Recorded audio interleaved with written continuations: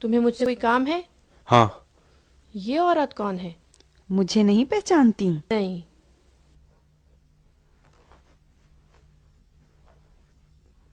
مجھے ام یزید کہتے ہیں۔ ام یزید، جس کے بارے میں مشہور ہے کہ وہ معاویہ کا دربار چلاتی ہے؟ یہ ایسی بات ہے جو دشمن کہتے ہیں، امیر خود اپنے دربار پر حاکم ہے، شک نہ کرو۔ اس گھر میں کیوں آئی ہو؟ اس لیے کہ امیر کی عنایت اور وعدے کی تمہیں خبر دوں۔ میں نے اپنا ارادہ بدل لیا ہے، اب میں یہ کام نہیں کروں گی۔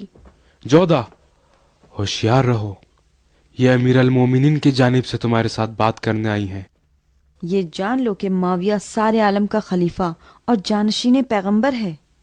وہ جو چاہتا ہے عین اسلام ہے، جو امیر المومنین معاویہ کے راستے پر نہیں، وہ حق سے دور ہے۔ تم نے اس کی خواہش قبول کر کے خود کو شیطان سے دور اور خدا کے قریب کر دیا ہے۔ اپنے باغی اور سرکش نفس کو مہار کرو، ایسا نہ ہو کہ باطل افکار اور قلبی لگاؤ تمہیں خدا سے دور کر دیں۔ نہیں، میں نہیں کر سکتی۔ امیر المومنین کے فرمان کو نہ ٹھکراؤ۔ بیٹی، تمہاری بھلائی اسی میں ہے۔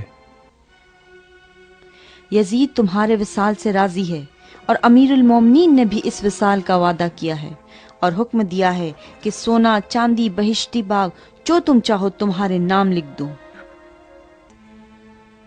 وہ بادشاہ تمہاری طلب میں ہے کہ جس کے ہاتھ میں خدا نے دنیا کے تمام خزانوں کی چابی دے دی ہے، وہ خدا کہ جس نے تمہاری قسمت میں دنیا کے تمام عورتوں کی سرداری لکھ دی ہے۔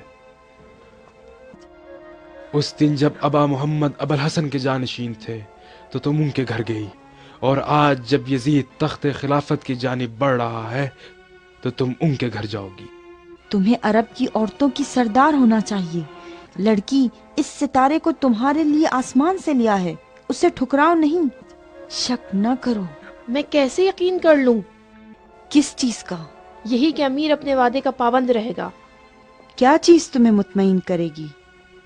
نہیں معلوم، میرے باپ نے کہا کہ وہ امیر کا دوست اور ہم پیمان ہے، اور امیر نے کبھی ان کے ساتھ بدعہدی نہیں کی، لیکن اب تو وہ مر چکا ہے۔ اگر امیر رسمی طور پر وعدہ تمہیں لکھ کر دے دیں تو تم قبول کرو گی؟ ابن عمر، ہاں، تحریری طور پر عہد نامہ لکھا جانا چاہیے۔ کوئی عہد نامے کی ضرورت نہیں، تمہیں میری بات پر اعتماد کرنا ہوگا، اور ابھی فیصلہ کرو۔ جب تک تحریری عہد نامہ نہیں ہوگا میں کوئی کام نہیں کروں گی۔ یہ کام دیر یا سویر انجام پا جائے گا، اچھی طرح سوچ لو، خاص کر اپنی قسمت کے بارے میں۔ پھر اس دن امیر المومنین کی رحمت اور ان کے لطف کی امید نہ رکھنا۔ لیکن اگر تم ابھی اس کام کے لیے راضی ہو جاؤ، میں تم سے وعدہ کرتی ہوں کہ تمہیں اپنے بیٹے یزید کی بیوی کے عنوان سے امیر کے دربار میں لے جاؤں گی اور اپنی حمایت میں رکھوں گی۔ اب تم جانو۔ تم بے فکر رہو، اس سے پہلے کہ تم کچھ بھی کرو میں ام یزید سے لکھا ہوا عہد نامہ لے لوں گا، تمہیں پریشان ہونے کی ضرورت نہیں۔